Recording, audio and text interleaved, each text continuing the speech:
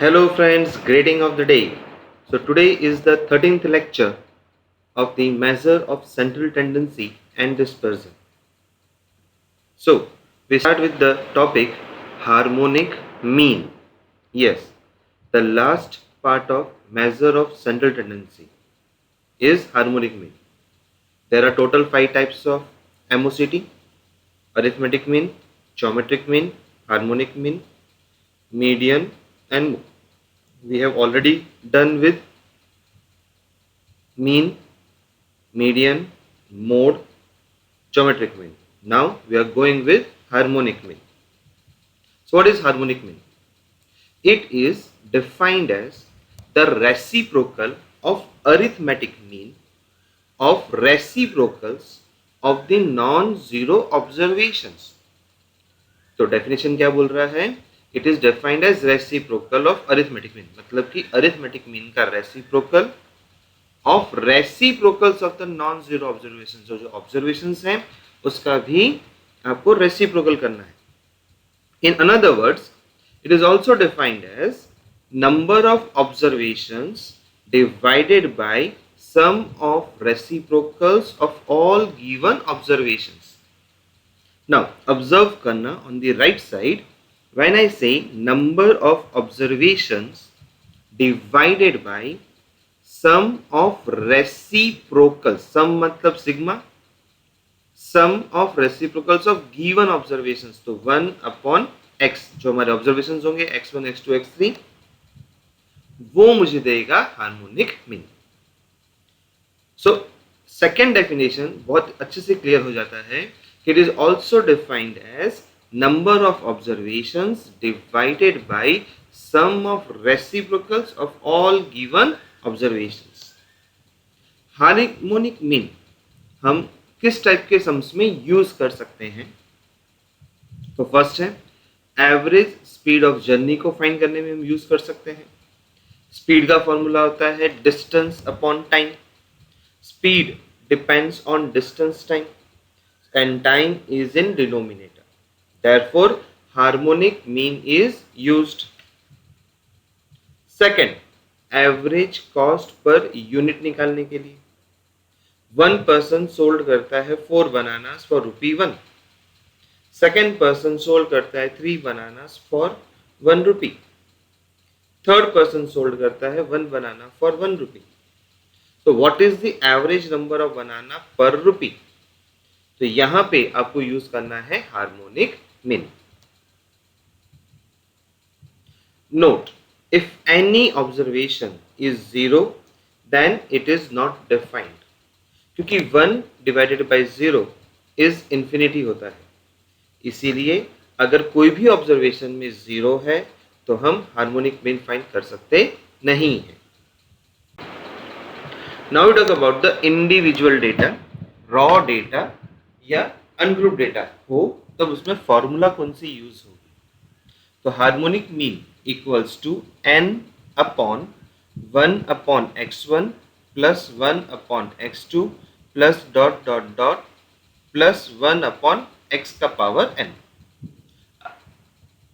Therefore, harmonic mean is equal to n divided by sigma 1 upon xn. Now sigma का मतलब हो जाएगा सम of observation. तो जितने भी ऑब्जर्वेशन होंगे तो हमने जो भी ऑब्जर्वेशन थे उनका रेसिप्रोकल करके उनका टोटल कर दिया. Formula number 2 for discrete and continuous data. Harmonic mean equals to sigma F whole divided by f1 divided by x1 plus f2 divided by x2 plus dot dot dot plus fn divided by xn. Therefore, harmonic mean equals to sigma f whole divided by sigma f upon x. तो यहाँ पे क्या होगा कि आपको discrete में x दे देंगे, f दे देंगे, दैट इज अ डिस्क्रीट. फिर आपका नेक्स्ट जो थर्ड कॉलम होगा उसमें आपको f डिवाइडेड बाई x करना है, मतलब कि फ्रीक्वेंसी डिवाइडेड बाई ऑब्जर्वेशन करना है और बाद में सबका टोटल कर देना है. राइट, तो इसीलिए आपने देखो राइट साइड में क्या लिखा, therefore harmonic mean equals to sigma F. Sigma F यानी sum of frequency divided by sum of frequency divided by x, and then you will get your answer. In continuous में class and F होगा, तो आपको mid value find करना है x, and then your fourth column would be f upon x. Now sum करते हैं. Question number 1, find harmonic mean of 6 and 10. So this is the two observation. अब ये दो ऑब्जर्वेशंस है और मुझे हार्मोनिक मीन फाइंड करना है. सो हार्मोनिक मीन को फाइंड करने के लिए solution HM, that is harmonic mean of two number, is HM equals to n upon 1 upon x1 plus 1 upon x2 equals to, मुझे n की प्लेस में मैं क्या रख दूंगा 2 डिवाइडेड बाई x1 है 6, x2 है 10, so 1 upon 6 plus 1 upon 10. Harmonic mean equals to, now in denominator 6 and 10 का हम एलसीएम निकालेंगे तो आएगा 30. सो नाउ 6 को 30 बनाने के लिए मुझे 5 से मल्टीप्लाई करना पड़ेगा, एंड 10 को 30 बनाने के लिए मुझे 3 से मल्टीप्लाई करना पड़ेगा, तो आई विल गेट 5 + 3. और जो आपका न्यूमरेटर है दैट विल रिमेन सेम 2.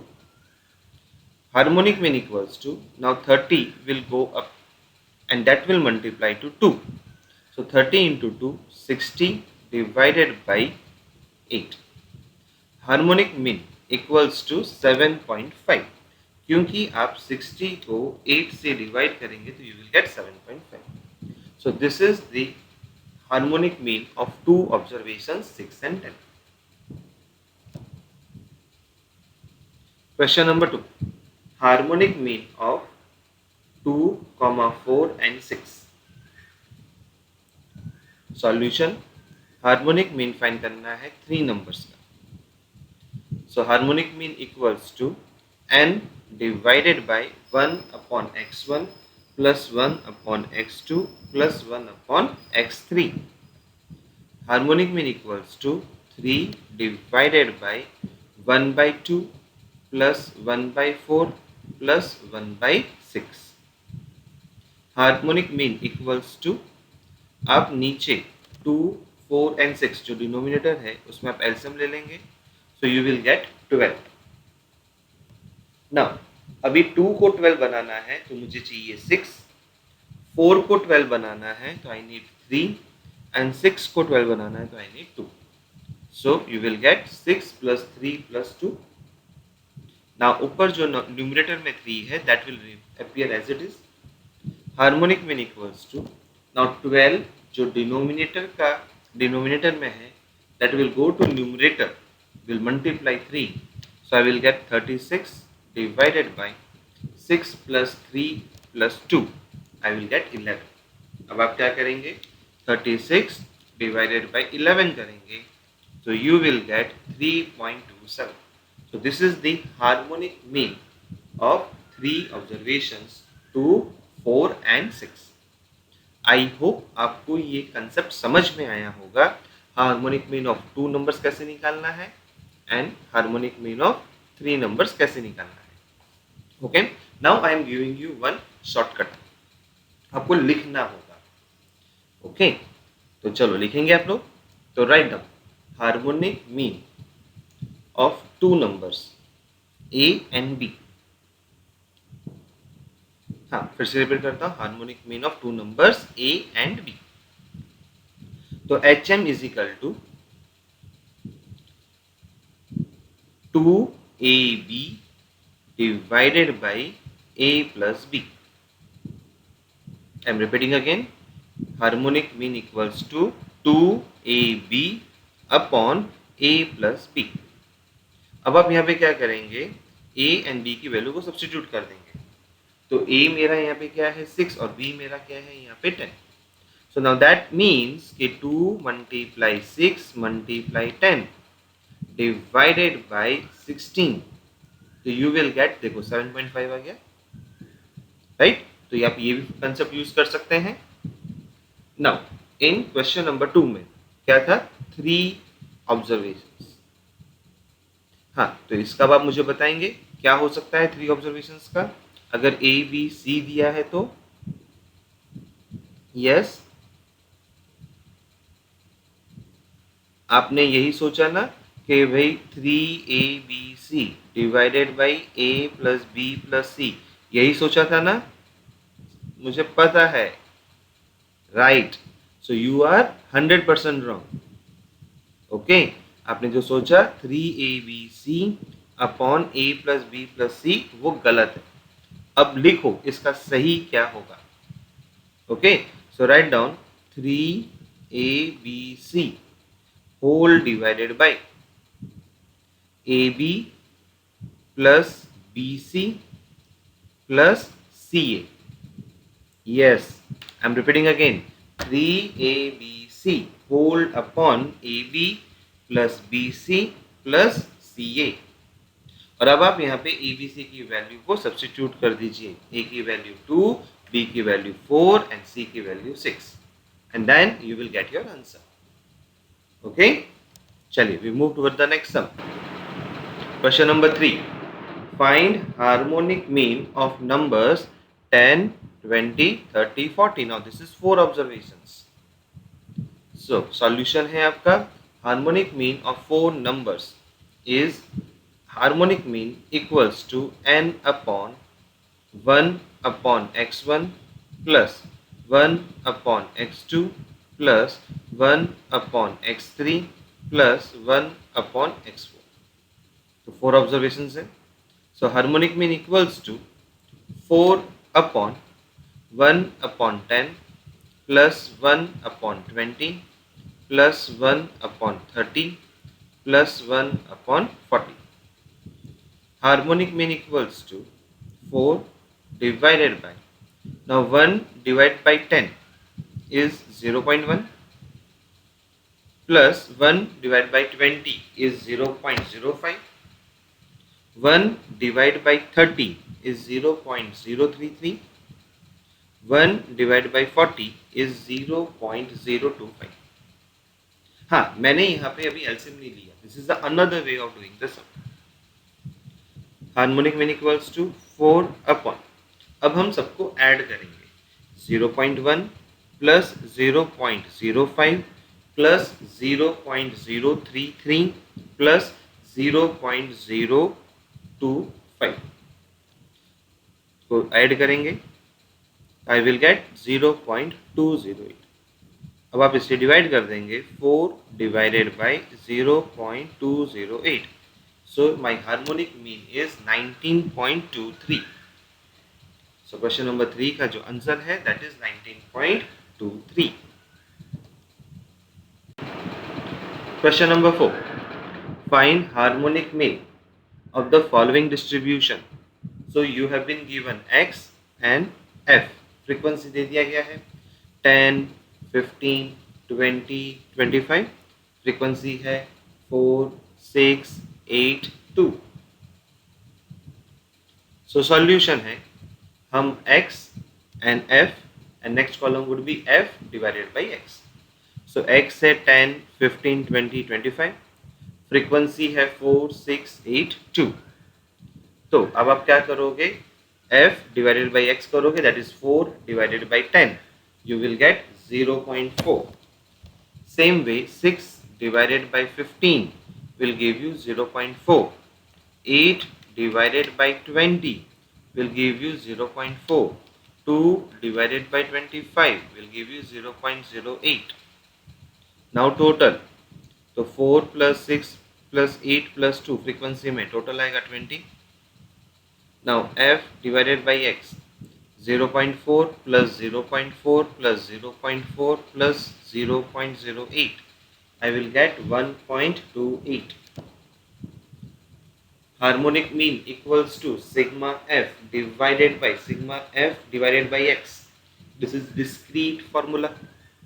तो सिग्मा f की प्लेस पे आप रख देंगे 20 डिवाइडेड बाई 1.28। सो कैलकुलेटर उठाएंगे आप लोग, 20 डिवाइड 1.28 टाइप करके इक्वल टू करेंगे, you will gate 15.625। So I can say that my harmonic mean is 15.625। So this is the final answer. Mathematical properties of harmonic mean. Yes, अब mathematical properties क्या है?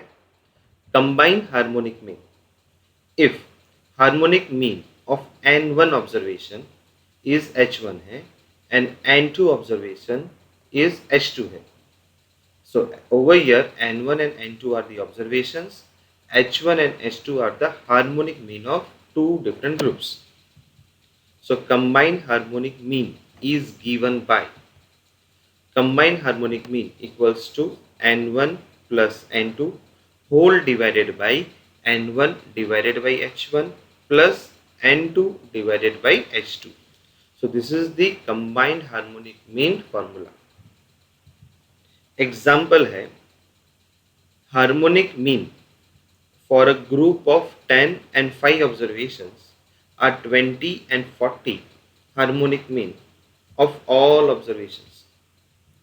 So question में क्या बोला गया है कि harmonic mean for a group of 10 and 5 observations.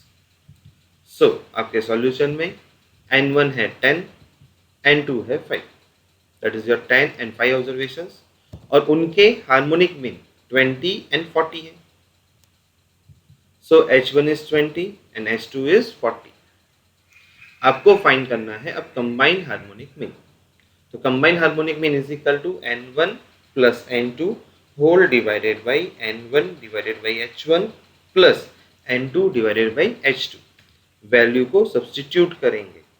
So n1 and n2 की वैल्यू सब्स्टिट्यूट करेंगे तो 10 plus 5 divided by 10 divided by 20 plus 5 divided by 40 the equals to 15. 10 plus 5 divided by, now 10 divided by 20 1 by 2 हो गया, plus 5 divided by 40 is 1 by 8 equals to 15 divided by, now you will take the LCM of 2 and 8, that will be 16. या LCM नहीं भी लेते हो तो आप multiply कर दीजिए. तो 8 and 2 को मल्टीप्लाई करके 16 आ गया. 2 को 16 बनाने के लिए 8 चाहिए एंड 8 को 16 बनाने के लिए 2 चाहिए, तो 8 plus 2. Now 15 and 16 will multiply, so you will get 15 into 16 240 divided by 10. So 0 0 cancel हो जाएंगे तो you will get 24. So that means combined harmonic mean जो है that is 24. Clear? So harmonic mean finally हम लोग दे दिया 24. So next topic is effect of shift of origin and change of scale. Origin का मतलब again I am repeating with you is plus minus and scale is multiply divide. So first of all we discuss about shift of origin यानी plus and minus को लेके. Example है x observations के 12 and 8. इसका harmonic mean find करना है. So 2 divided by 1 by 12 plus 1 by 8. Harmonic mean equals to 2 whole divided by, now 12 and 8 को हम मल्टीप्लाई कर देते हैं तो I will get 96. So that means 12 को 96 बनाने के लिए I need 8 and 8 को 96 बनाने के लिए I need 12. So I will say 8 plus 12. Okay. Now harmonic mean equals to 96 ऊपर चला जाएगा, 2 के साथ मल्टीप्लाई होगा तो 96 मल्टीप्लाई 2. यस, बताओ कितना होगा 96 multiply 2? Perfect, 192 divided by 20.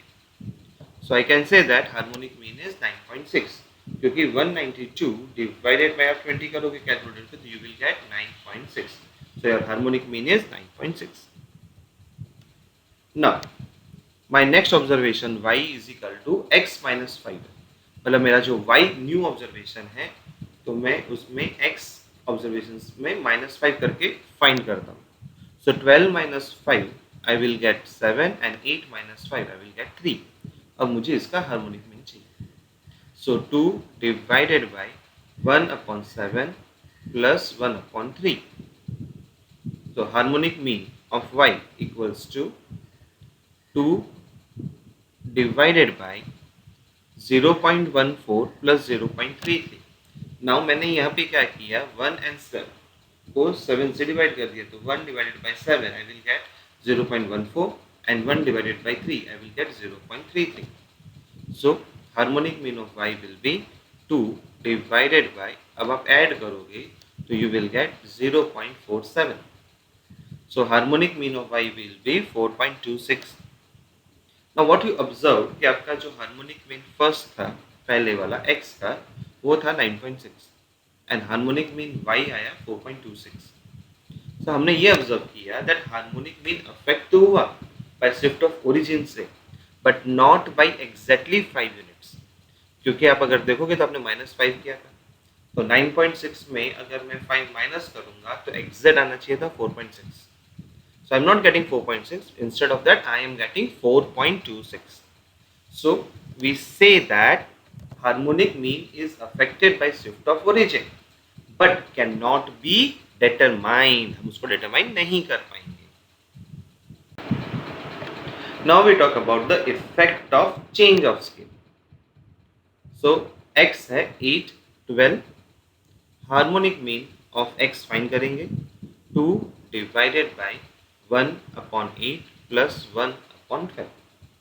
Harmonic mean of x equals to 2 upon LCM 8 and 12 ले या आप उनको मल्टीप्लाई कर दें. तो 12 and 8 को मैं मल्टीप्लाई करता हूँ, दैट कम्स टू 96.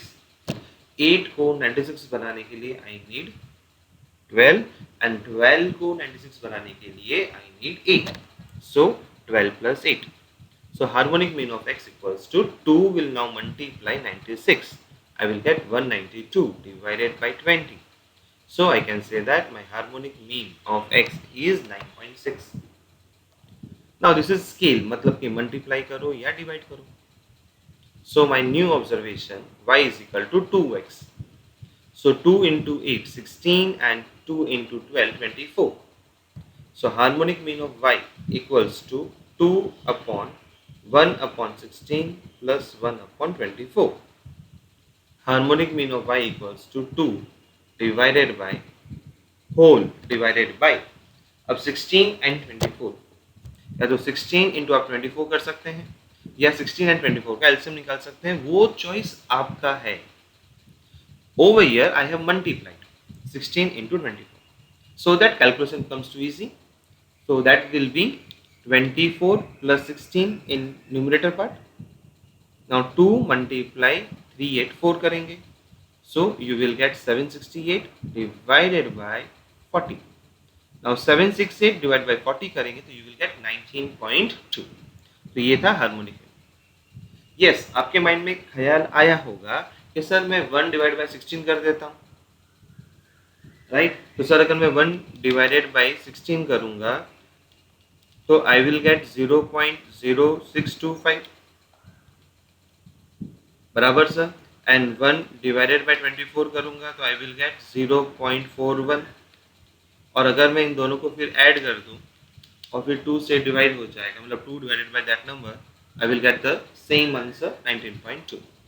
वो भी चलेगा. अब हमने यहाँ पे क्या ऑब्जर्व किया, that harmonic mean is affected by change of scale bye exactly 2 units.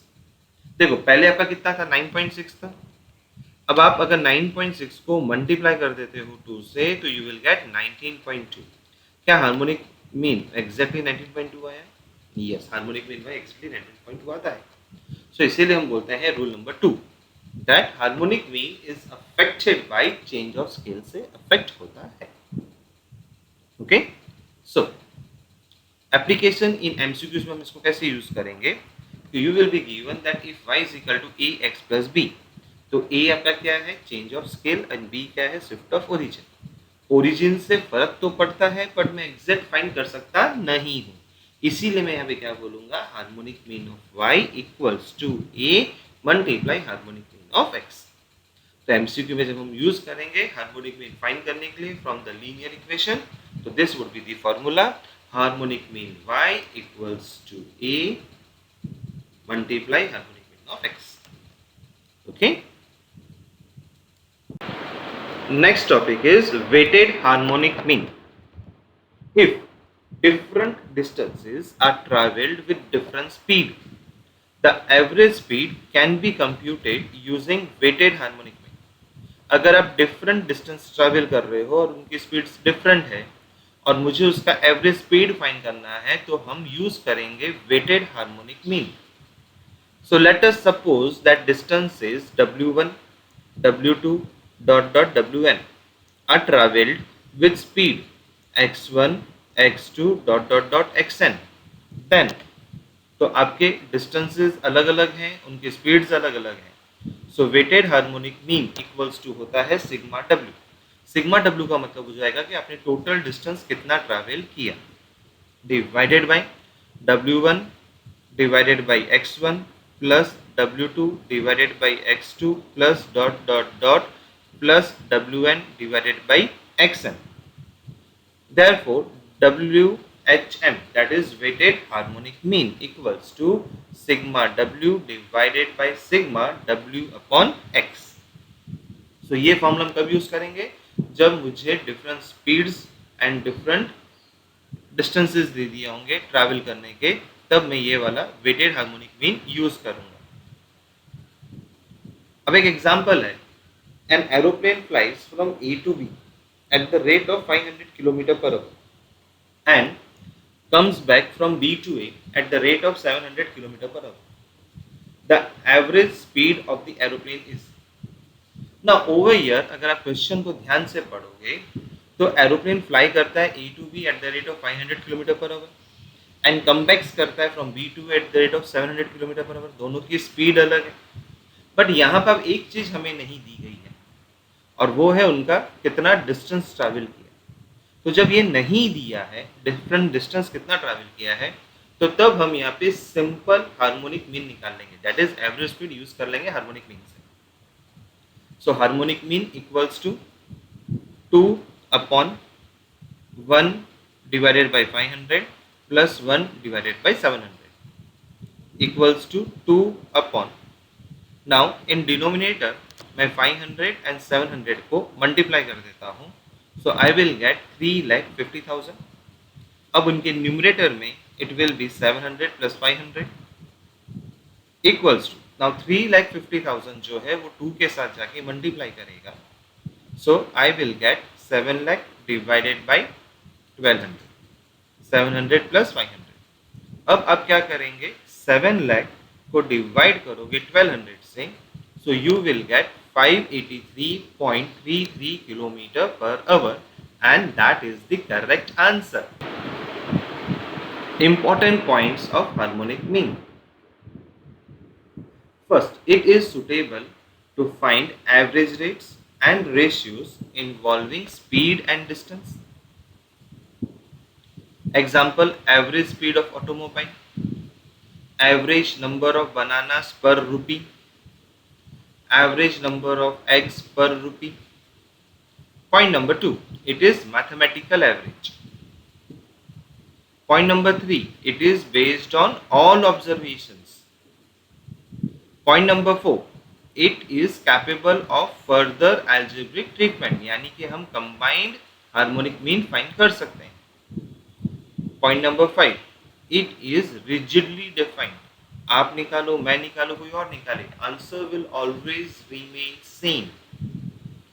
Point number 6, it can not be calculated if one of the observation is 0. Point number 7, it is affected by shift of origin but can not be determined. Point number 8, it is affected by change of scale. If y equals to ax plus b, then harmonic mean of y equals to a multiply harmonic mean of x.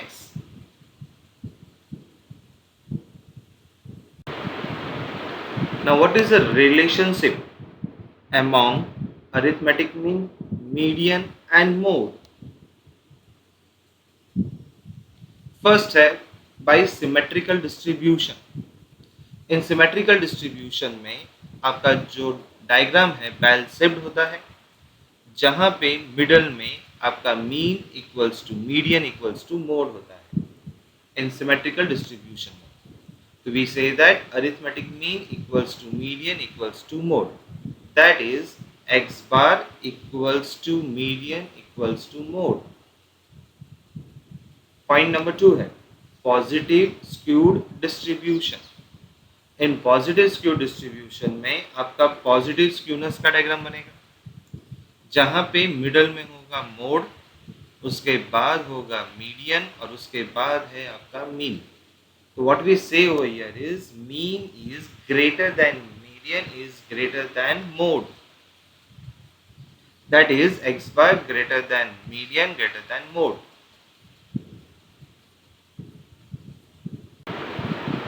Third है negatively skewed distribution.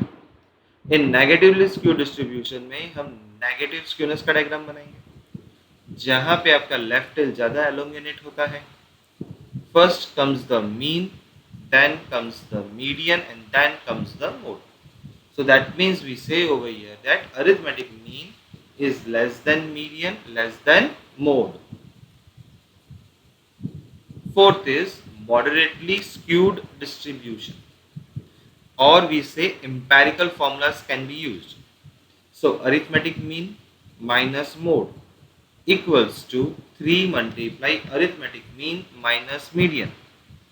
और अगर इस bracket को मैं open करूं और further solve करूं तो मुझे मिलेगा mode equals to 3 median minus 2 mean. So this becomes the empirical formula.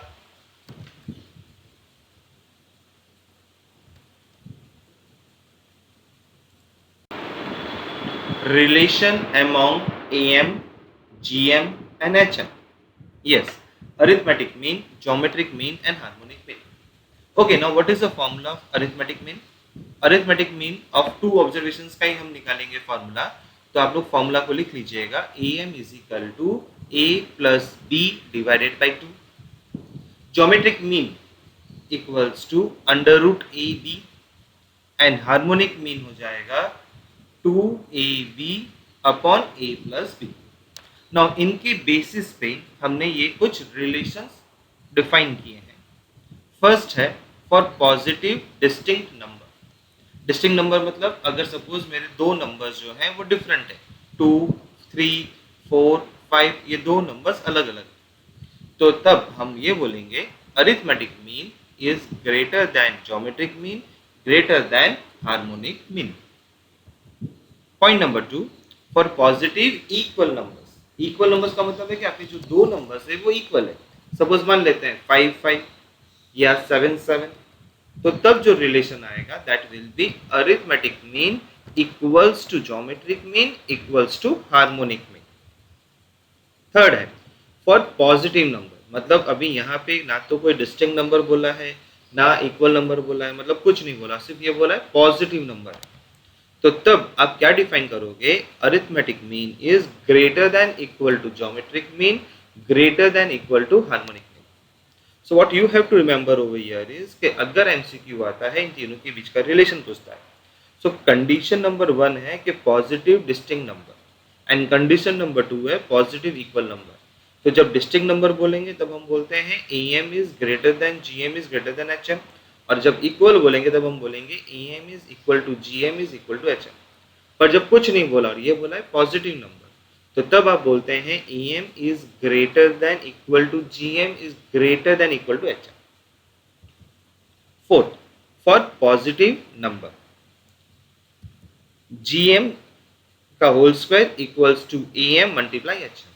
Yes, ये यहाँ पे अब अगर आप ज्योमेट्रिक मीन फाइंड करना है तो ज्योमेट्रिक मीन को फाइंड करने का मतलब होगा कि आप ज्योमेट्रिक मीन का whole square equals to arithmetic mean into HM कर दें, that is harmonic mean. Example है कि if the AM and HM for the two numbers are 5 and 3.2 respectively, then GM will be what? तो देखो अब question में हमें क्या दे दिया गया है? AM दे दिया, HM दे दिया और बोला है GM को फाइंड करो. So AM equals to 5, HM equals to 3.2 and GM equals to question mark. GM का whole square equals to AM multiply HM. अब आप वैल्यू को सब्स्टिट्यूट कर देंगे तो 5 मल्टीप्लाई 3.2 इक्वल्स टू 16. तो ये ज्योमेट्रिक मीन का होल स्क्वायर है, मुझे GM चाहिए. तो that is GM equals to क्या हो जाएगा 4, क्योंकि आप 16 का रूट निकाल देंगे. So this is the relationship among AM, GM and HM. चलिए सॉल्व करते हैं MCQs, multiple choice questions. Question number 1. If there are two groups with 75 and 65 as harmonic means and containing 15 and 13 observations, then the combined harmonic mean is given by option A 65, option B 70.36, option C 70 and option D 71. So this sum can be solved as you have been given H1 75, H2 65, N1 first observation 15 and second observation 13. Combined harmonic mean equals to formula है N1 plus N2 divided by N1 upon H1 plus N2 divided by H2. Value substitute करेंगे 15 plus 13 divided by 15 upon 75 plus 13 upon 65 equals to 15 plus 13 हो जाएगा 28 divided by 15 and 75 will come to 1 upon 5 plus 13 upon 65 को 1 upon 5 which is equal to 28 divided by 0.4. अब ये 0.4 कैसे आया? तो 1 divided by 5 होता है 0.2 plus 1 divided by 5 होगा 0.2. तो 0.2 plus 0.2 will be 0.4. So 28 divided by 0.4 will give you 70. So that means you can say that option C 70 is the correct answer. Okay. Now question number 2 है what is the harmonic mean of 1, 1 by 2, 1 by 3 dot 1 by n question mark, and the option A n, option B 2n, option C 2 upon n plus 1 and option D n multiply n plus 1 divided by 2. तो हमें यहाँ पे observations दे दिया गया है 1, 1 by 2, 1 by 3 dot 1 by n और इस observation का मुझे हार्मोनिक मीन फाइंड करना है. सो लेट अस सी. तो हमारा सॉल्यूशन है इस क्वेश्चन नंबर 2 का. हमें गिवन है 1, 1 by 2, 1 by 3, dot 1 by n. Harmonic mean equals to n upon whole divided by 1 upon x1 plus 1 upon x2 plus 1 upon x3 dot 1 upon xn होता है. Now this is the formula for finding out the harmonic mean. तो यहाँ पे मेरा जो x1 है that is 1, x2 जो है 1 by 2, x3 1 by 3 and xn will be 1 upon n. हम इनकी वैल्यूज को यहाँ पे सब्स्टिट्यूट कर देंगे. Okay, so I hope you can see by substituting n divided by 1 divided by 1 plus 1 divided by 1 by 2 plus 1 divided by 1 by 3 plus dot 1 divided by 1 by n. So harmonic mean equals to n upon 1 plus 2 plus 3 plus dot 1 है. अब ये कैसे आया? तो देखो denominator का जो denominator है वो न्यूमरेटर में चला जाएगा. So that is 1 divided by 1 तो 1 ही हुआ. Now 1 whole divided by 1 by 2 है तो that 2 will go up. 1 upon 1 by 3 तो 3 will go up. So 1 plus 2 plus 3 plus dot n हो गया. So harmonic mean equals to n upon n multiply n plus 1 divided by 2. Yes, we have learned this in our 11th और 12th के APGP के concept में हमने पढ़ा है कि अगर 1 plus 2 plus 3 plus dot n होता है तो इसका शॉर्टकट क्या है n plus 1 divided by 2. तो हमने यहाँ पे सब्स्टिट्यूट कर दिया. Now what will happen over here is that numerator का n and डिनोमिनेटर का जो n है ब्रैकेट के बाहर वो कैंसिल हो जाएगा. दूसरा जो डिनोमिनेटर का डिनोमिनेटर 2 है that will go up. So that will give you harmonic mean equals to 2 upon n plus 1. So 2 upon n plus 1 is in answer C. So we say that option C is the correct answer. I hope concept समझ में आ गया होगा. Question number 3.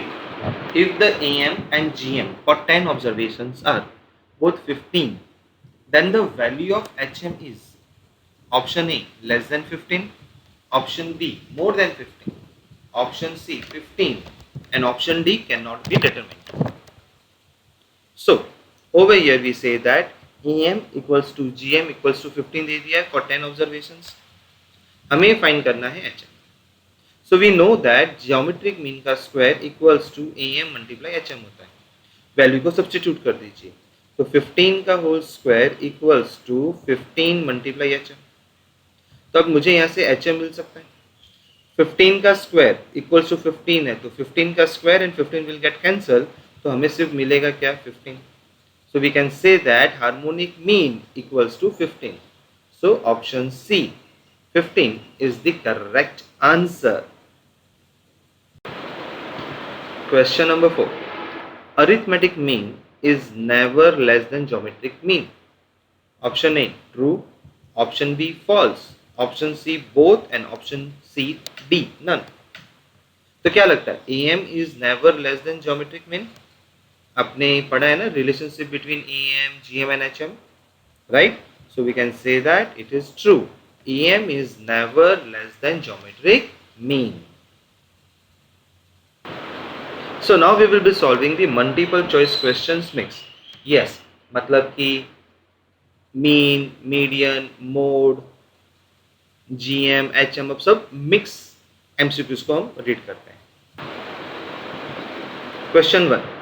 Measure of central tendency for a given set of observation measures क्या करता है? And the options are A, B, C, D given to you. तो question में लिखा है measures of central tendency for a given set of observation measure करेगा the central location of the observation score. That goes to option B. Question number 2. While computing the arithmetic mean from a grouped frequency distribution, we assume that option A, the classes are of equal length, option B, the classes have equal frequency, option C, all the values of a class are equal to the mid value of that class, and option D है none of this.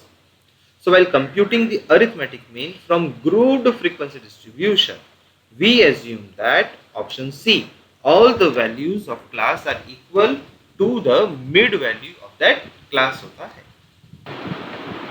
Question number 3. Which of the following statement is wrong? Option A में है mean is rigidly defined. Option B, mean is not affected due to sampling fluctuation. Option C, mean has some mathematical properties. And D, all this. So which of the following statement is wrong? Mean is not affected due to sampling fluctuation. So this statement is wrong. Question number 4. Which of the following statement is true? Option A. Usually mean is the best measure of central tendency. Option B. Usually median is the best measure of central tendency. Option C, usually mode is the best measure of central tendency. And option D, normally geometric mean is the best measure of central tendency. तो कौन सा statement true है? Option E, usually mean is the best measure of central tendency. Third है negatively skewed distribution. In negatively skewed distribution में हम negative skewness का diagram बनाएंगे जहां पे आपका लेफ्ट टेल ज्यादा एलोंगेनेट होता है. First comes the mean, then comes the median and then comes the mode. So that means we say over here that arithmetic mean is less than median, less than mode. Fourth is moderate. Question number 6. The presence of extreme observations does not affect. Yes, the presence of extreme observation does not affect. किसको affect नहीं करेगा? So option A है arithmetic mean, option B median, option C mode, and option D any of this. So the answer goes to median. The presence of extreme observation does not affect median. Question 7. In case of even number of observations, which of the following is median? In question number 7 में क्या लिखा है? In case of an even number of observations होंगे, then which of the following is median? कौन सा median है? Option A, any of the two mid value, that is most value. Option B, the simple average of this two mid values. Option C, the weighted average of this two mid values. And option D, any of this. See, the correct answer goes to option B, the simple average of these two mid values निकाल दिया जाए. Question number 8. The most commonly used measure of central tendency is. तो सबसे ज्यादा most commonly used measure of central tendency कौन सा है? That is option A, arithmetic mean. Question number 9. Which of the following is not uniquely defined? Which of the following is not uniquely defined? So that goes to option C, mode. Question 10. Which of the following measures of the central tendency is difficult to compute? तो कौन सा सबसे ज्यादा difficult to compute है? तो that is geometric mean, option D. Question number 2. While computing the arithmetic mean from a grouped frequency distribution, we assume that option A, the classes are of equal length. Option B, the classes have equal frequency. Option C, all the values of a class are equal to the mid value of that class. And option D है none of this.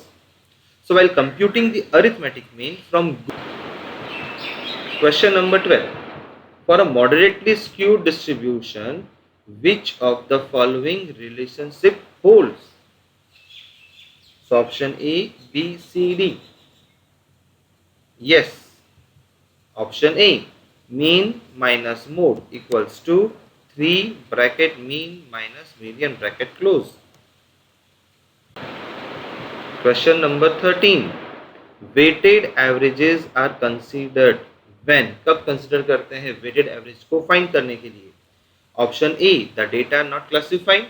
Option B, the data are put in the form of grouped frequency distribution. Option C, all the observations are not of equal importance. And option D, both A and C. So the correct option goes to C. All the observations are not of equal importance. Question number 14. Which of the following results hold for a set of distinct positive observations? Yes, distinct positive observations बोला गया है, इसीलिए option C, AM is greater than GM is greater than HM. 15. When a firm registers both profits and losses, which of the following measures of central tendency cannot be considered? Option A, arithmetic mean. Option B, geometric mean. Option C, median. And option D, mode. So when a firm registers both profits and losses दोनों, then which of the following measure of central tendency cannot be considered? And the correct answer is geometric mean, क्योंकि geometric mean हम find करते हैं under root में और losses होता है minus में, इसीलिए. Question number 16. Quartiles are the values dividing a given set of observations into. So quartiles are the values dividing a given set of observations into 4 equal parts. Option B is the correct answer. Question number 17. Quartiles can be determined graphically using, yes, option C, Ojai. Question number 18. Which of the following measures poses mathematical properties? तो कौन से major या measures में poses या pose करते हैं mathematical properties? तो AM, GM and HM. And option D है all of this. So the answer will goes to all of this, क्योंकि मैथमेटिकल प्रॉपर्टीज का मतलब हो गया वन ऑफ द कंबाइंड निकालना, कंबाइंड EM निकालते हैं, कंबाइंड ज्योमेट्रिक मीन निकालते हैं, कंबाइंड हार्मोनिक मीन निकालते हैं। तो this is one of the mathematical properties, तो इसलिए ये तीनों में निकलता है। Question number 19, which of the following measure satisfies a linear relationship between two variables? So option goes to D. Linear relationship जो है y is equal to ax plus b, तो यहाँ पे हम y mean y bar is equal to ax bar plus b बोल सकते हैं। Median of y is equal to a multiply median of x plus b बोल सकते हैं। Mode of y is equal to a multiply mode of x plus b बोल सकते हैं। सो ये तीनों में सेटिस्फाई होता है। Question 20, which of the following measures of central tendency is based on only 50% of the central values पे based है? So the correct answer goes to B, median. So जो median measure of central tendency है वो based है on only 50% of the central values. So thank you friends. I hope the concepts of measure of central tendency is clear to you. Thank you, and even if you have any query, then you can always reach me on 7600828696.